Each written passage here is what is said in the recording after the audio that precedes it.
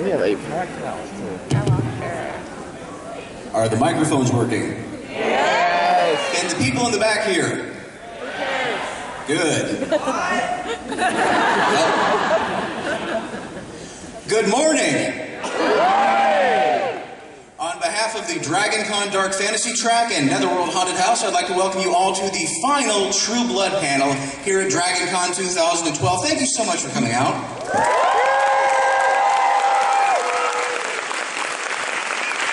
Have you had a good con? Our first guest has been live tweeting throughout Dragon Con. She recently directed a film that I really want to see. I love this title. It's called That's What She Said. Please welcome Carrie Preston.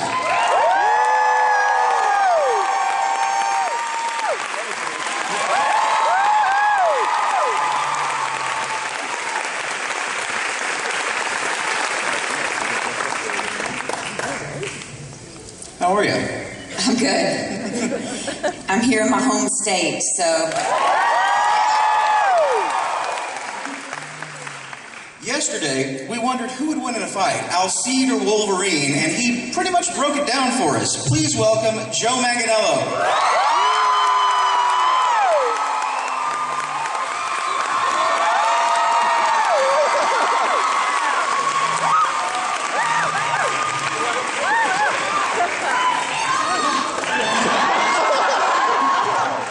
Give me some money.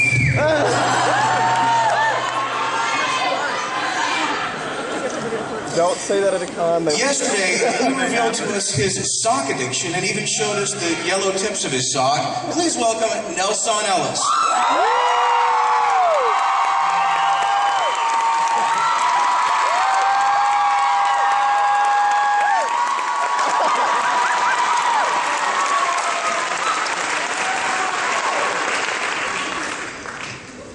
And this actor has also spent a lot of time with socks, but this kind of sock goes over a different body part. Please welcome Sam Trammell.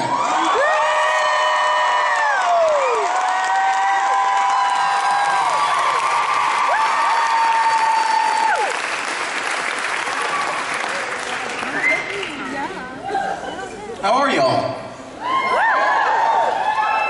Good. I want to start out, there's been a glut of vampire TV shows, movies, books in the last few years, but very few have gotten the critical acclaim that True Blood has. What do you think it is about this show that sets it apart from the other vampire offerings out there? we kick ass. We were first, sort of. People with Oscars. And we have a lot of sex.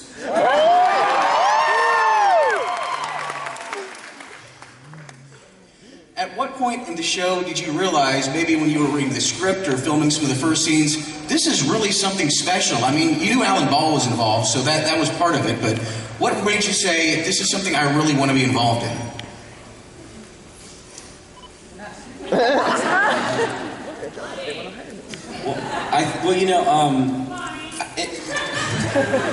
When this script first came out, it was kind of, it was 6 Feet Under had finished about a year ago or something like that, and it was Alan Ball, it was HBO, and pretty much everybody in town, you know, in LA wanted to be on the show. I mean, it was a really hot script at the time. I don't know if you remember that, you know.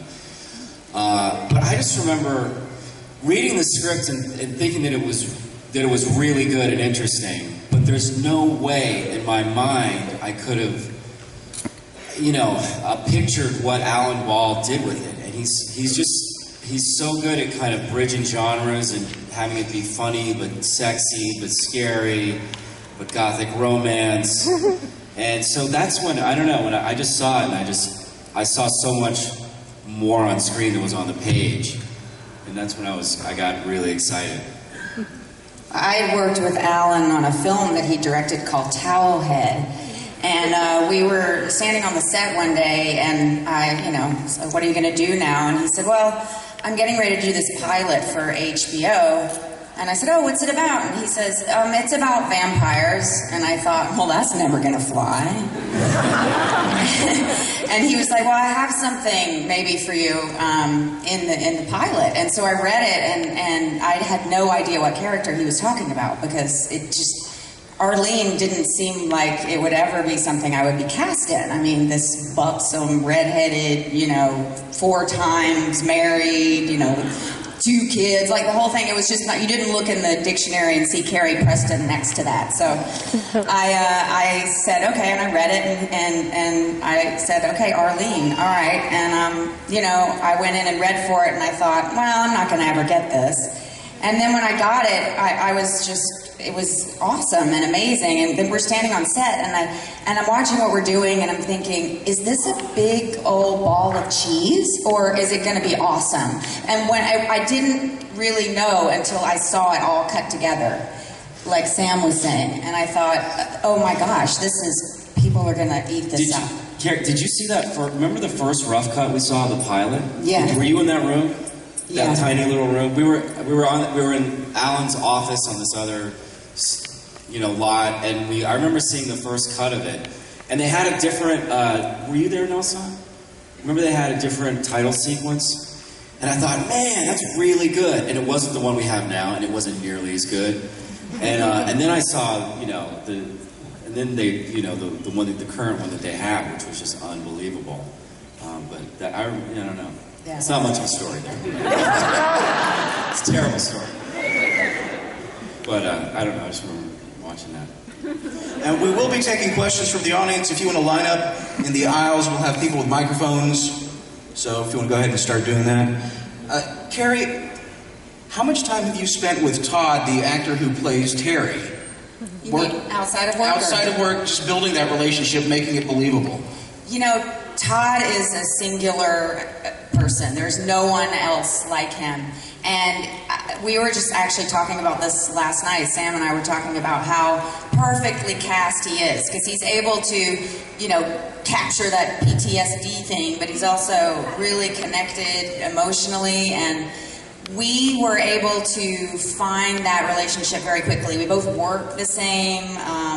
He's very funny. He loves to crack jokes on the set and, keep things light, but he's very focused. And so we didn't have to spend a lot of time outside of being on the set together. I mean, the writing was amazing. He and I had a great chemistry. Luckily, the writers just kept us together. And now, we're the only married couple on the show. We're like practically the last human standing. So, but I adore Todd. He's great. I'm a Southerner. I don't know how many of you all out there are actually from here in the South. It really bothers me when I see on TV these really two-dimensional Southern stereotypes. Arlene does not fit into that. What are you putting in acting-wise to make her a real, fleshed-out, three-dimensional character? Well, I grew up with people like Arlene, down in Macon. I'm from Macon. That's right. And I grew up with women like that, even though I didn't really base her on a particular person. I was just, able to pull from a lot of different people from my past. And I feel as a Southern woman, a responsibility to, make sure that I'm not living up to those, or, doing those stereotypes of Southern women. And I understood, too, that Arlene is, she's sort of designed to be the narrow-minded, oppositional sort of belief against the vampires. But I wanted to make sure that I was able to do that, honor what the writers needed. I knew I was there for comic delivery, but I also wanted to just deepen her emotionally at all times. And, that's sort of our job as actors, is to find the emotional truth of any character that we play. So I approach it the same way I do everything. And Sam, what kind of work have you been doing with Janina, developing the relationship between Merlotte and Luna? What kind of work have I been doing? Yeah. Just imagine.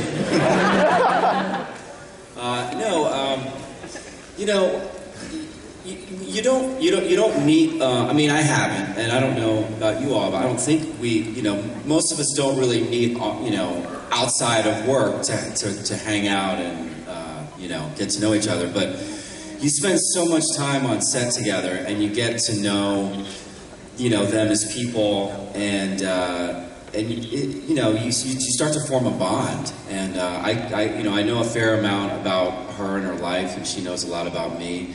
And it does really help and inform, your relationship as characters.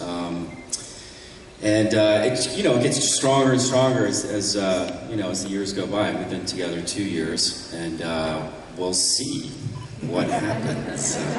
Well, we don't know if she survived or not. Do you personally want her to have survived? What? We don't know if she survived or not the next season. So no, we don't. Do you want her to? Do what? Do you want Luna to survive? Oh yeah, of course, sure. What am I going to say? No. But yeah, I mean, she's great, and it's great to have that storyline for Sam to see the sort of paternal side of him, and getting to work with Chloe, who plays Emma. Yeah, she's sweet. She's very sweet. She's really into 80s music, which is fun. I got her really into she's like, yeah, The Cure is my favorite band. Really, Okay. it's very funny. But yeah, we'll see. I'm not sure what happens. They never tell us. Nelsan, you were saying yesterday, discipline is an important part of what you do, something you learned in the Marines, you've carried over to acting. I've got to imagine these long days on set takes a lot of discipline. What is a typical day on set like at True Blood?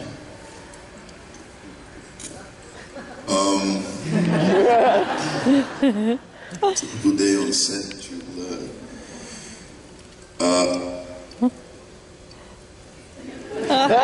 Is there even such a thing as a typical day on set?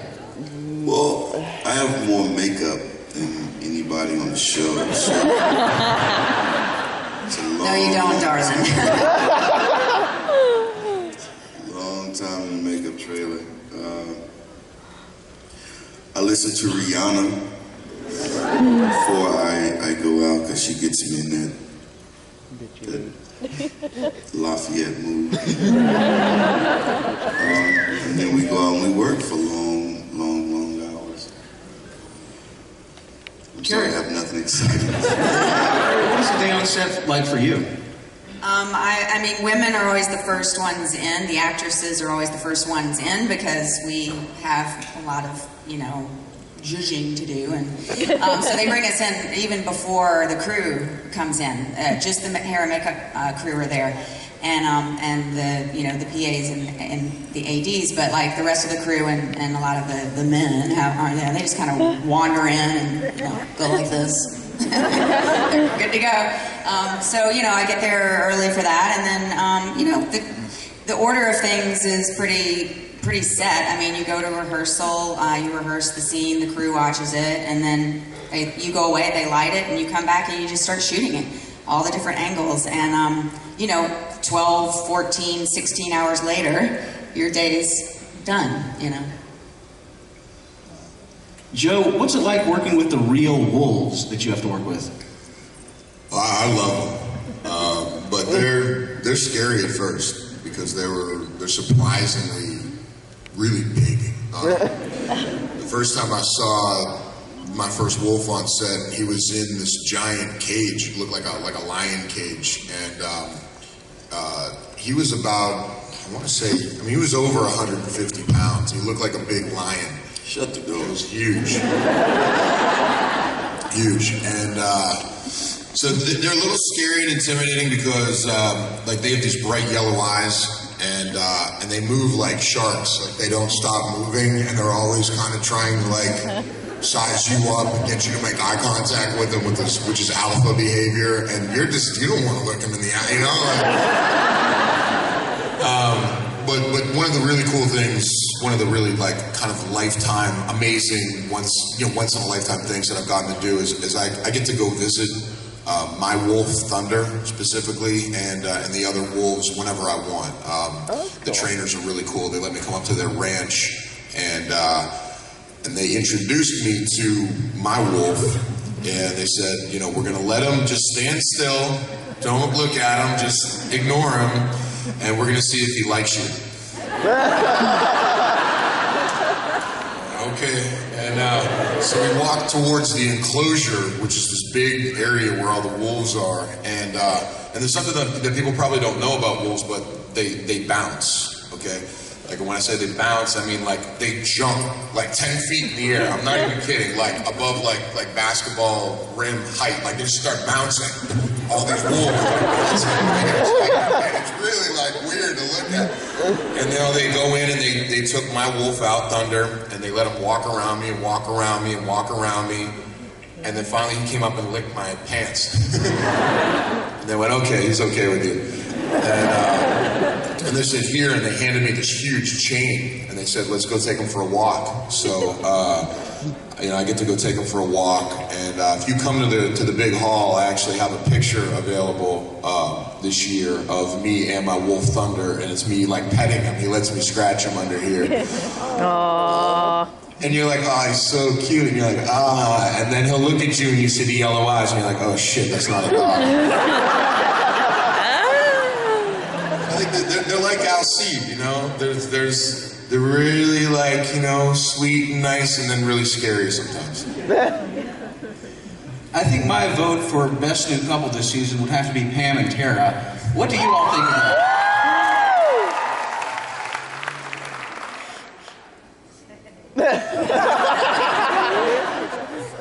I like Tara's new outfits. There's, I can't hear that well. What did you say? Oh, Pam and Tara. They're Pam one and of the Tara. hot new couples. What do you think of this new relationship between Pam and Tara?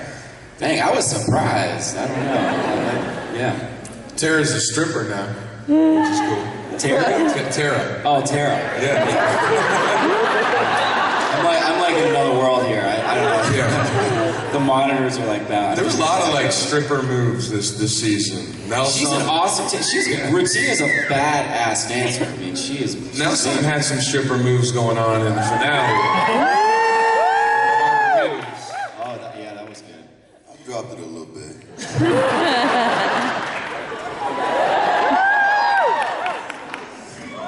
Me and Arlene.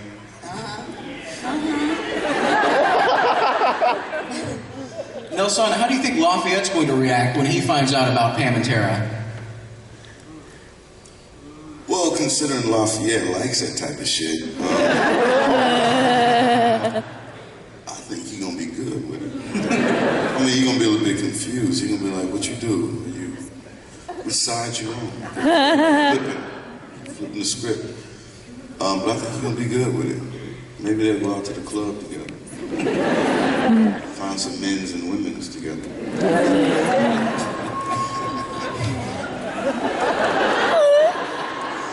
True Blood has a tremendous following online. There are fan sites, there are wikis, all kinds of stuff. How much time do you all spend online reading things like forums and reviews and fan reactions? I have a Twitter account, and so I do interact with the fans on that. But I kind of stopped reading stuff that I was involved with because sometimes things can be not very nice, and then so I don't really go and check it all out. But I do know that there's quite a fever for the show, and I really, I'm proud to be a part of something that has that kind of power and impact on, all of y'all.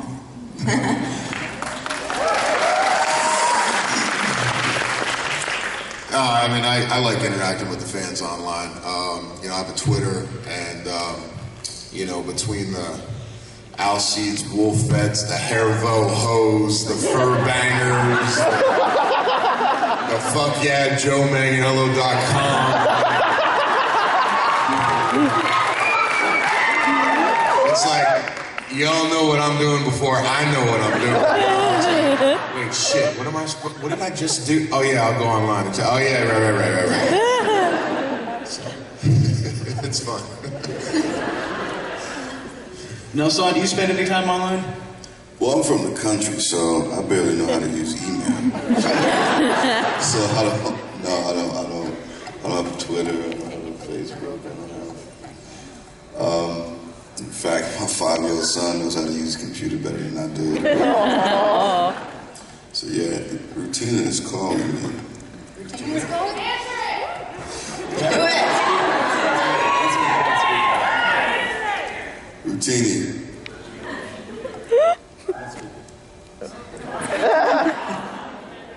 I have you on speaker, Rutini. Oh my God! There's a whole lot of fans here for you.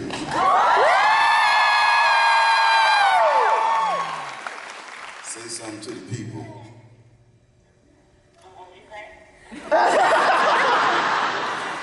I said, say something to the people.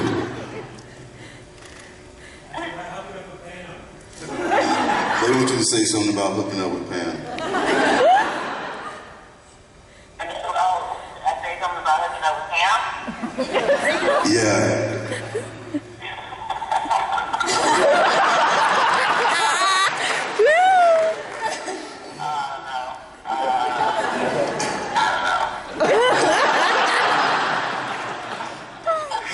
Sorry. I'll put you on the spot, I'll call you back.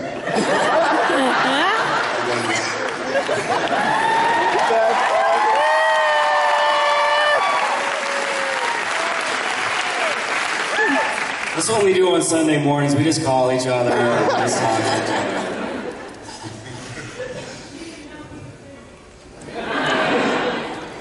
Sam, yesterday you were talking about doing some research into shapeshifters and how there's a lot of shapeshifter mythology.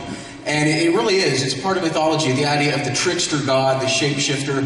Would you like to see the shifters on the show have their own formal, organized religion the way the vampires have gotten one?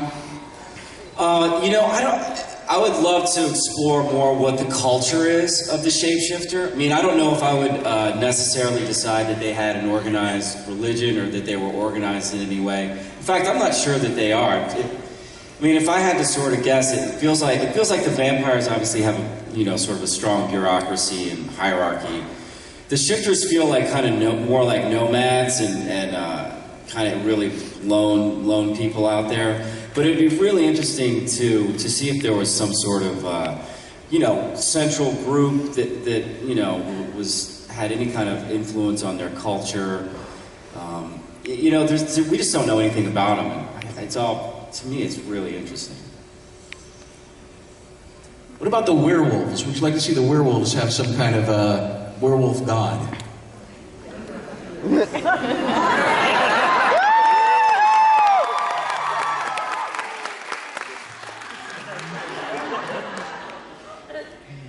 They got a leader now.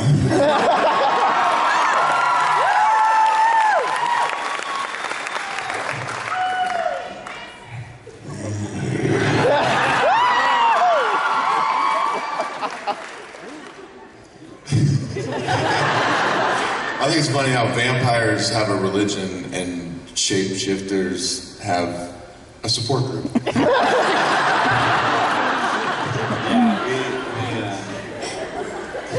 It's a very tenuous sort of connection between all the shapeshifters. Yeah. I guess we have, werewolves have a monarchy, somewhat.